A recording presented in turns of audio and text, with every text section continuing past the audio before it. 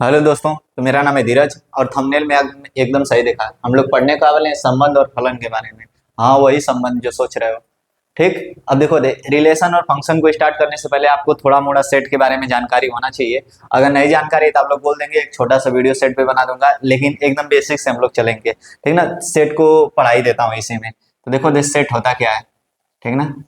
इसको बोला जाता है वेल डिफाइंड कलेक्शन। क्या सेट किसे कहते हैं? Well defined collection. Well defined collection. ठीक।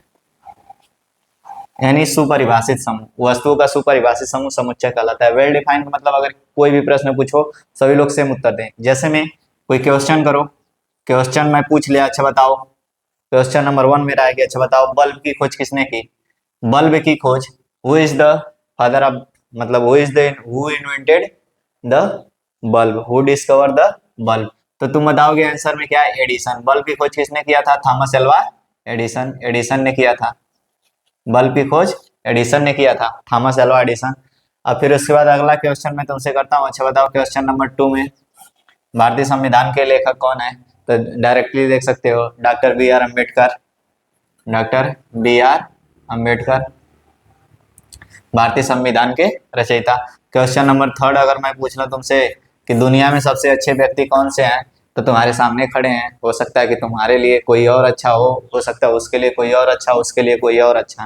तो ई वेल डिफाइंड कलेक्शन नहीं है। तो वेल डिफाइंड कलेक्शन किसे कहेंगे? जिसका प्रश्न पूछने पर सभी लोग सेम उत्तर दें। जैसे वेल डिफाइंड कलेक्शन, ए वेल डिफाइंड कलेक्शन। ठीक ना, मतलब सुपरिभाषित समूह। तो इसी को बोला जाता है सेट।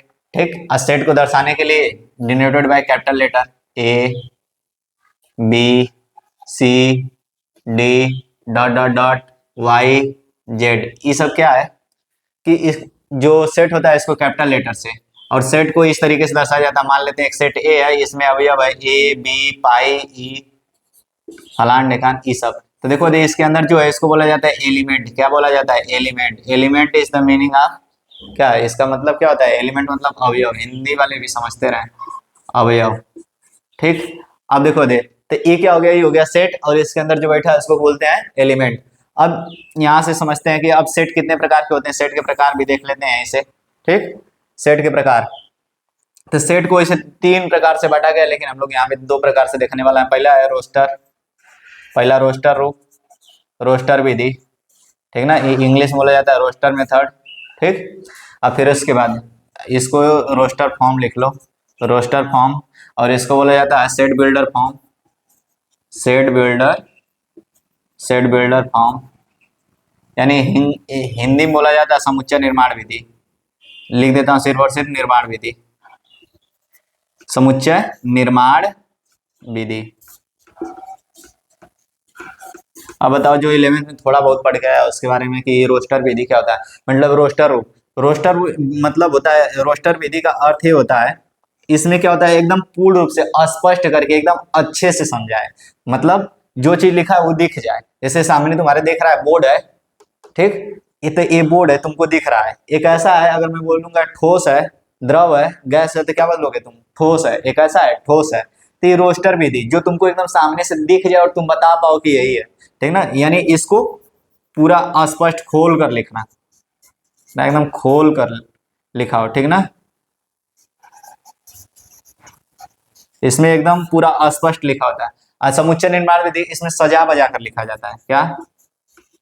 सजा बजा कर लिखा जाता है। इसका एग्जाम्पल, जैसे तुमको ये दिख रहा है, ये तुमको दिख रहा है कि ये क्या है? ये दिख रहा है तुमको ठोस है, मैं कहूंगा ठोस है। ये तुम कह रहे हो कि ये ठोस है, दिख रहा है, इसको टच भी कर सकते हैं, आकार आकृति निश्चित है, लेकिन मैं बोलूंगा नहीं ये वेव है। क्वांटम मैकेनिक्स इसको वेव मानती है। ठीक ना, तो ये तुम नहीं मतलब हजम कर पाओगे। तो यहाँ पे इस तरीके से बताएगा जिसमें थोड़ा सा हजम करने में दिक्कत होगी, यानी सजा बजा कर लिखा होगा तो सेट बिल्डर फॉर्म, और जो एकदम पूरा खोल कर एकदम स्पष्ट रूप से लिखा हो तो उसे क्या बोलते हैं? Roster form. जिसमें पूरा एकदम खोल के स्पष्ट रूप से लिखा हो उसे क्या बोलेंगे? एकदम स्पष्ट रूप से उसे बोलेंगे रोस्टर फॉर्म। और जिसमें एकदम सजा बजा कर लिखा हो उसे क्या बोलेंगे? Roster form. जैसे मैं एक एग्जांपल देता हूं कि इसमें देखो एक अवयव है ए, और इसमें यही चीज लिख देगा। एक सेट है, बोलेगा x such that x belongs to alphabet, x such that x belongs to English alphabet. ठीक ना, क्या लिखेगा, इंग्लिश अल्फाबेट, इंग्लिश अल्फाबेट, और यहाँ से यक्स बिलोंग, देखो यक्स अल्फाबेट जो, ठीक ना, विच इज, ये क्या है, वावेल, विच इज वावेल्स, मतलब कि अंग्रेजी का अक्षर जो, मतलब वो क्या हो, स्वर हो, ठीक ना। तो स्वर कौन, अंग्रेजी में कौन कौन से स्वर होते हैं, ए ई आई ओ यू, ठीक। तो ए ई आई ओ यू, इसमें डायरेक्ट देखने से तुमको पता चल गया कि स्वर लिखा है, इसमें बस बोल देगा इशारे इशारे में इस तरीके से। तो ये क्या होता है, सेट बिल्डर फॉर्म इसको बोला जाता है, यानी समुच्चय निर्माण विधि इसको बोला जाता है, रोस्टर फॉर्म, ठीक ना। अब इसको मिटाते हैं हम लोग, समझते हैं ई हो गया क्या, हम लोग मतलब इतने में सेट को निपटा देते हैं, ठीक। क्योंकि अभी ये अगर सेट के लिए डिटेल वीडियो चाहिए या सेट में क्लास 11 के वालों के लिए, तो कमेंट कर देना, उस पर वीडियो एकदम अच्छा सा एक सेट का वीडियो बना दूंगा। फिर इसके बाद हम लोग आते हैं किस पे, रिलेशन पे। रिलेशन पे आने से पहले कुछ चीजों को हम लोग समझेंगे, फिर उसके बाद रिलेशन पे पहुंचेंगे।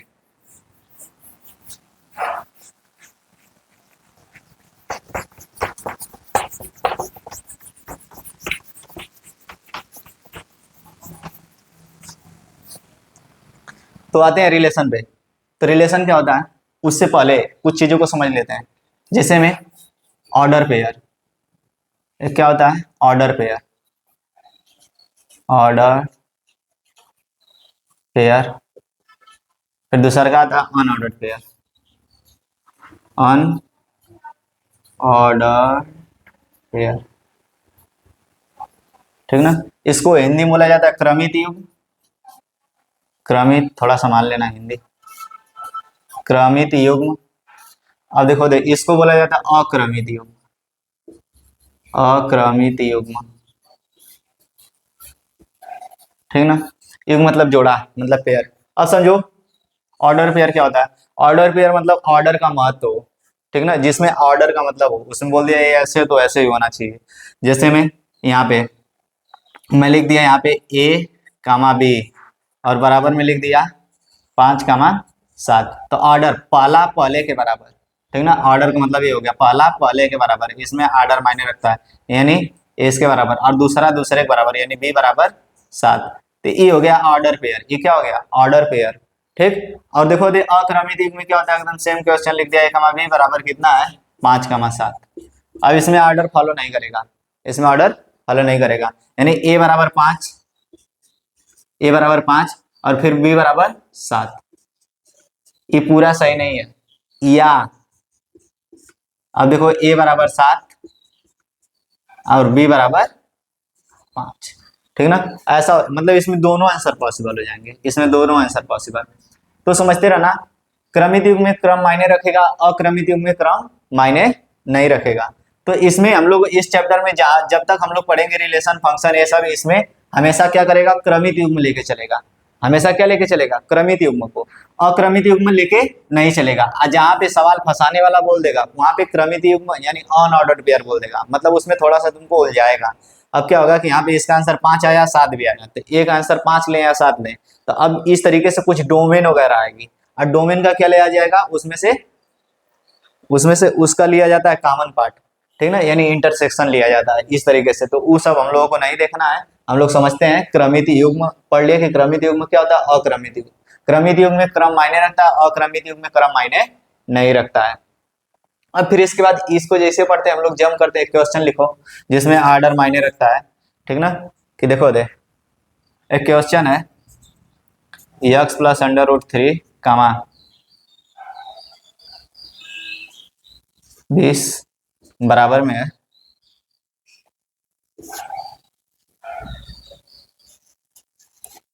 7 अंडर रूट 3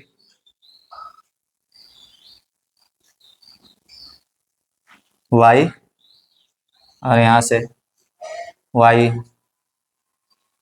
तो तुमको बताना x और y का मान कितना है, x और y का मान। तो देखो पहला पहले के बराबर, दूसरा दूसरे के बराबर। तो देखो x प्लस अंडर रूट 3 और इधर बराबर में हो गया 7 अंडर रूट 3y।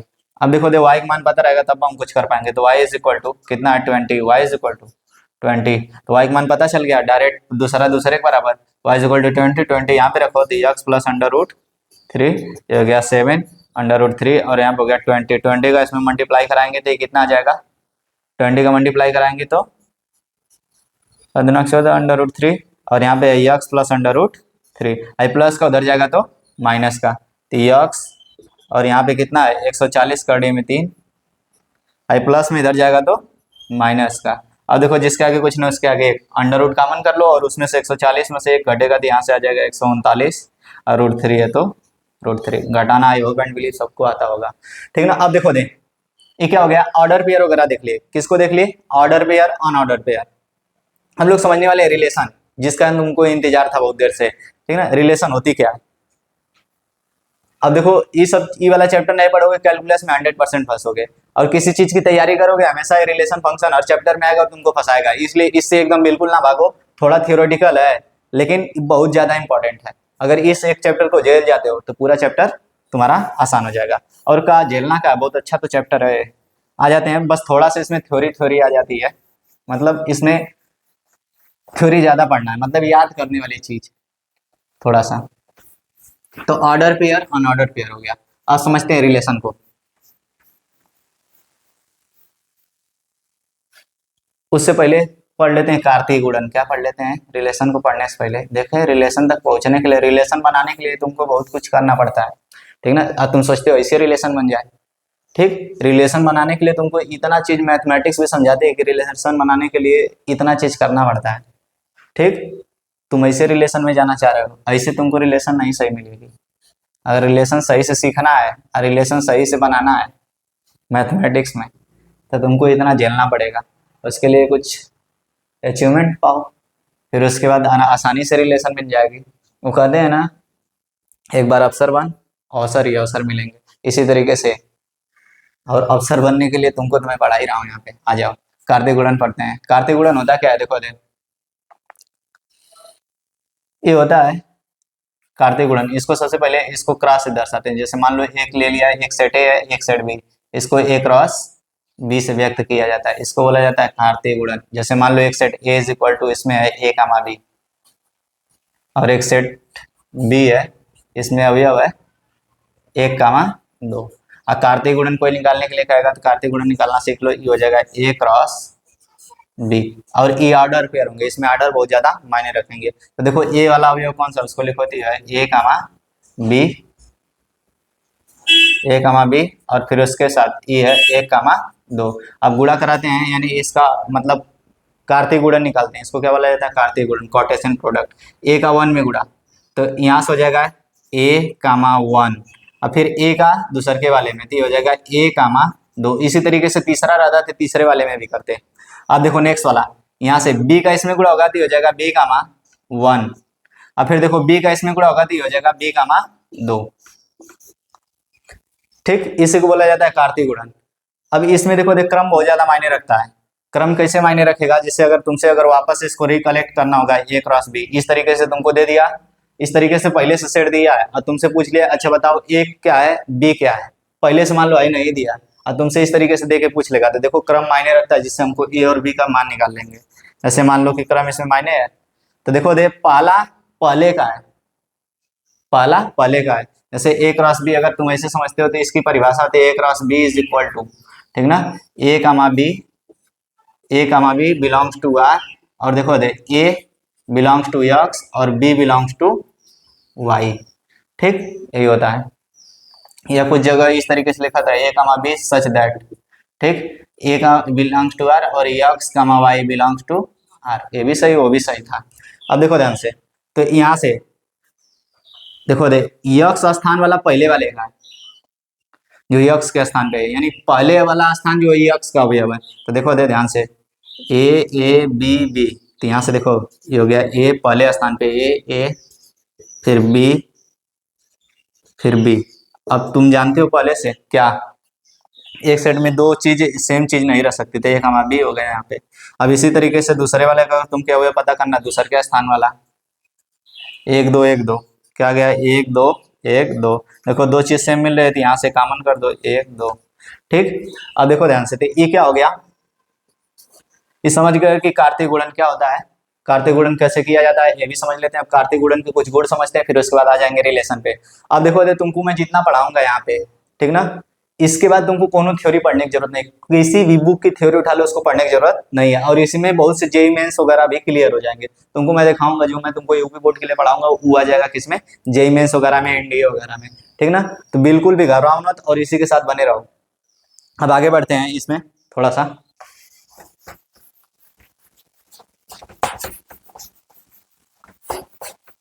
अब इसके जो कार्तिक गुणन है, कार्तिक गुणन करना हम लोग सीख लिए।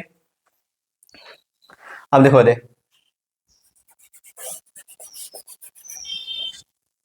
कार्तिक गुणन इसके कुछ होते हैं क्या, ए क्रॉस बी। देखो दे, अब तुमको जो ए क्रॉस बी होता है ये बराबर नहीं होता है बी क्रॉस ए के, ठीक। A cross B is not equal to B cross A. जैसे में एक अवयव उठा लो, जैसे मान लो कि एक अवयव है 1 2 और इसमें बी में है पाई ई, ठीक। और ए क्रॉस बी निकाल लेते हैं। ए क्रॉस बी निकालेंगे तो देखो एक का है 1 2 और यहाँ से क्रॉस पाई ई। अब इसका गुणन कराएंगे तो देखो दे, पहला पहले 1 कामा पाई, फिर देखो दे 1 का गुणा इसमें ई में होगा तो हो जाएगा 1 कामा ई। फिर देखो दे 2 का गुणा पाई में होगा तो हो जाएगा 2 कामा पाई। फिर देखो यहाँ पे 2 का गुणा ई में होगा तो हो जाएगा 2 कामा ई, ठीक। ई हो गया। अब देखो ध्यान से, इसमें बी क्रॉस ए निकाल लो, यानी दूसरा बी पहले कौन है पाई और फिर ई, फिर मल्टीप्लाई बी क्रॉस ए। अब फिर ए का लिखो, ए कौन सा है 1 कामा 2, तो बराबर में अब इसको लिखते हैं। तो देखो ध्यान से, पाई का अगर 1 में गुणा होगा तो हो जाएगा पाई कामा 1। देखो दे, पाई का गुणा 1 में पाई कामा 1, पाई का गुणा 2 में तो हो जाएगा पाई कामा 2।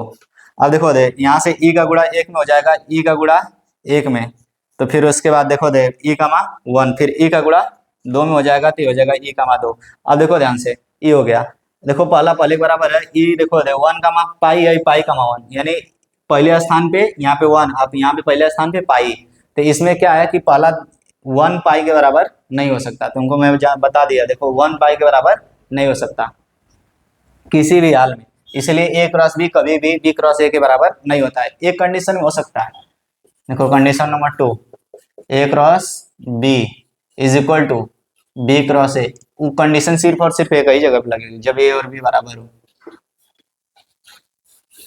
तो इसमें ए क्रॉस बी करने की क्या जरूरत है, ए क्रॉस ए कर लो, ठीक ना। तो ये दोनों बराबर नहीं होते हैं। और इसमें ज्यादा मैथमेटिक्स में इंटरेस्ट ढूंढने की जरूरत नहीं, मैथमेटिक्स पढ़ोगे अपने आप इंटरेस्ट आएगा जब मैथमेटिक्स में तुम्हारा रुचि होगी। और उस तरीके से जबरदस्ती खोजोगे, पूरे यूट्यूब पे ढूंढ लोगे कि इस तरीके से तुमको कोई एकदम बढ़िया से एकदम पूरा जोश लगा के मोटिवेशन दे दे के पढ़ाए, तो समझ लो कि एक दिन पढ़ पाओगे, दूसरे के दिन नहीं। इसलिए मैथमेटिक्स में क्या करो, सेल्फ मोटिवेशन ढूंढो, ठीक ना, कि तुमको अच्छा से सीखने को कहाँ मिल रहा है वहां पे जाओ, और फिर उसके बाद तुम खुद बैठ के पढ़ो, खुद अब हर जगह से तुमको इंटरेस्ट मिलेगा। और हर जगह तुम अगर इंटरेस्ट ढूंढते हो तो समझ लो कि आगे की पढ़ाई नहीं कर पाओगे 12th के बाद, क्योंकि 12th के बाद तुमको प्रोफेसर इस तरीके से नहीं पढ़ाते हैं। जैसे मैं हूँ ना आईआईटी में, प्रोफेसर आते हैं अपना लेक्चर झाड़ते हैं, तो वहाँ पे बोर्ड पे लड़कों से ही लिखवाते हैं, लिखवा उखवा के फिर उसके बाद तुमको समझ में आया कि नहीं। एक आका प्रोफेसर होते हैं जो तुमको पूछेंगे समझ में आया, बाकी प्रोफेसर नहीं पूछते हैं कि समझ में आया कि नहीं आया। हमारे यहाँ के ऐसे हैं कुछ प्रोफेसर, इलेक्ट्रिकल वाले जैसे हैं, वो तुमको ऐसे झाड़ेंगे कि तुम हमेशा याद रखोगे। इंटरेस्ट के नाम पे उनसे कुछ पूछना मत, नहीं तो पता चला तुम्हारे सब्जेक्ट में पक्का बैक लगनी है, ठीक ना।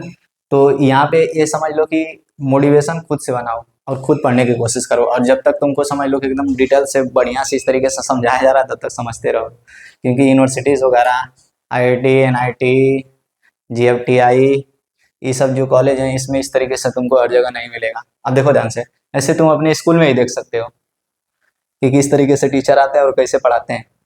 आ जाओ यहाँ पे, कुछ टीचर ऐसे होते हैं जो स्कूल वगैरह में बहुत अच्छा पढ़ाते हैं, कुछ नहीं वैसे बहुत टीचर होते हैं। जैसे हमारे भी बहुत से टीचर थे, ब्रिजभान सर, जेके सर, ज्योतिष सर। फिर उसके बाद ऐसे में मैक्सिमम टीचर थे मेरे जो मतलब काफ़ी अच्छे थे, कुछ इक्का दुक्का टीचर जो थे थोड़ा सा बोरियस। तो आ जाते हैं नंबर 3 पे, बहुत हो गया लेक्चर। तो A cross B is equal to B cross A. अब देखो दे, ये हो गया।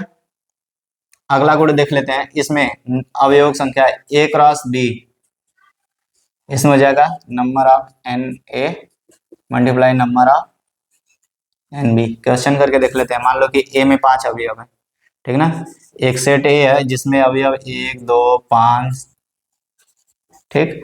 और इसमें एक सेट बी है जिसमें है 7 8 15। ठीक, तो इसमें देखो नंबर ऑफ अवयव, इसमें कितना कॉर्डिनल नंबर है, 1 2 3 4, कितना है 4, और इसमें कितना है बी में, तो देखो 1 2 3, तो बी में 3। अगर मैं पूछ लूंगा कि अच्छा बताओ नंबर ऑफ अवयव ए क्रॉस बी, ए क्रॉस बी में कितना है, तो तुम जाके गुणा करके चेक कर लेना, n A multiply n B. इसको प्रूव भी किया जा सकता है, जो ए क्रॉस बी निकाला था उसमें गिन लेना कितना आ रहा है, ठीक ना। तो एन ए कितना है 4, एन बी कितना है 3, तो ये हो जाएगा 4 3 12। यानी जब ए क्रॉस बी इन दोनों का गुणा कराओगे तो इसे 12 ठे अवयव मिलेंगे, ठीक ना। इसे 12 ठे कोष्टक मिलेगा, जिसको गिनोगे तो 1 2 3 4। तो देखो इसमें क्या हो जाएगा, n A cross B is equal to n A multiply n B. अब फिर उसके बाद आते हैं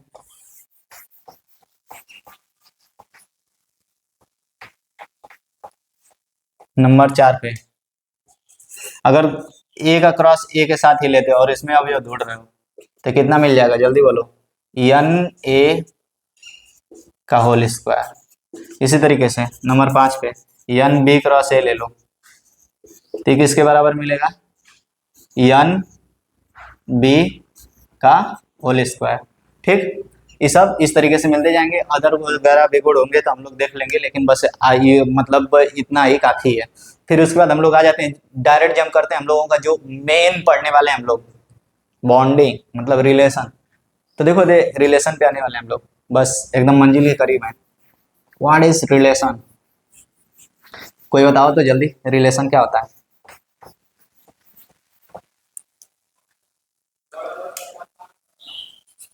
रिलेशन जल्दी बताओ, कोई रिलेशन क्या होता है, यानी हिंदी में बोला जाता है संबंध।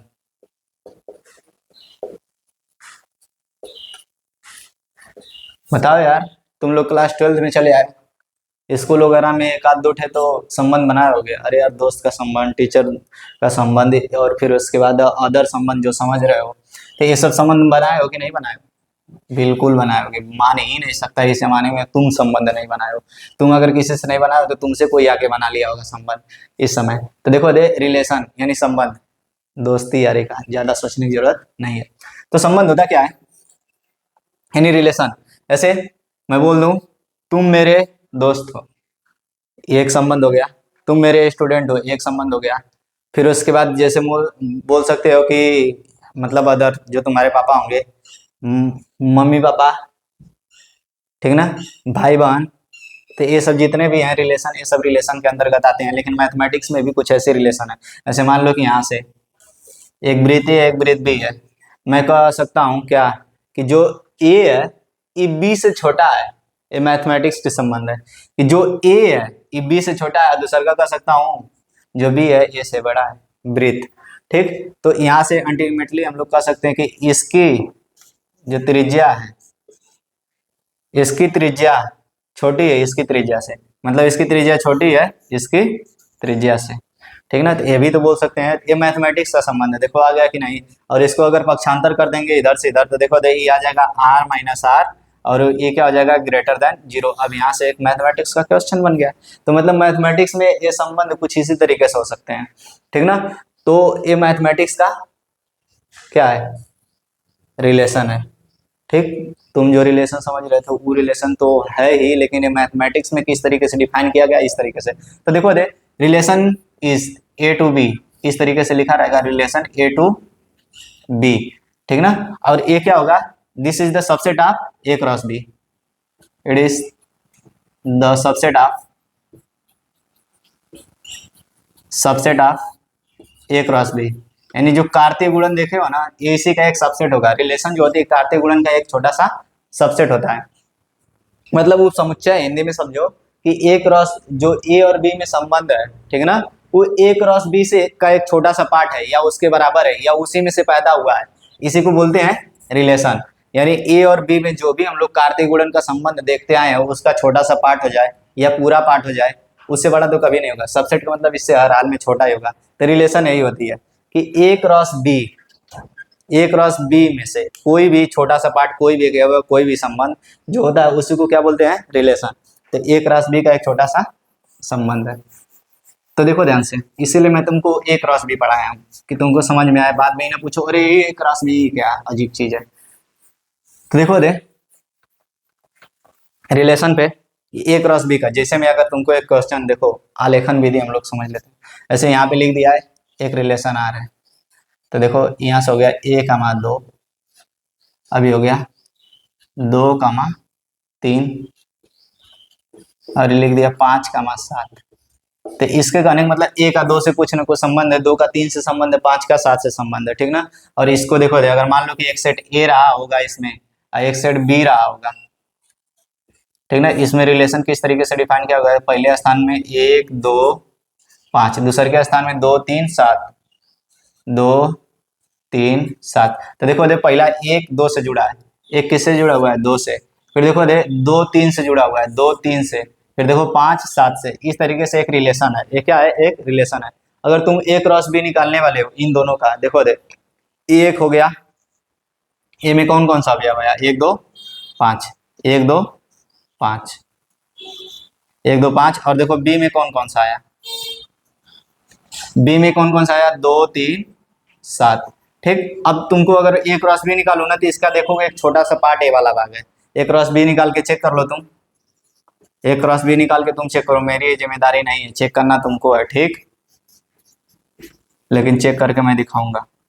अब देखो ध्यान से, पहला का पहले में गुणाती हो जाएगा 1,2, फिर पहला का इसमें गुणाती हो जाएगा 1,3, फिर देखो दे पहला का 7 में गुणाती हो जाएगा 1,7। देख रहे हो कार्तीय गुणन कितना इजी है, क्लास 6 के बच्चों को एक दिन मैं सिखा दिया था, इतना भयंकर, ठीक ना। क्लास 6 के बच्चों को सिखा दिया था, लिटरली बता रहा हूँ, कोचिंग पे ऑफलाइन पढ़ा रहा था, बैठा था बच्चा, मैं कहा यहाँ पे आओ, उसको बुलाया, कहा चलो ठीक है मैं तुमको पढ़ा रहा हूँ।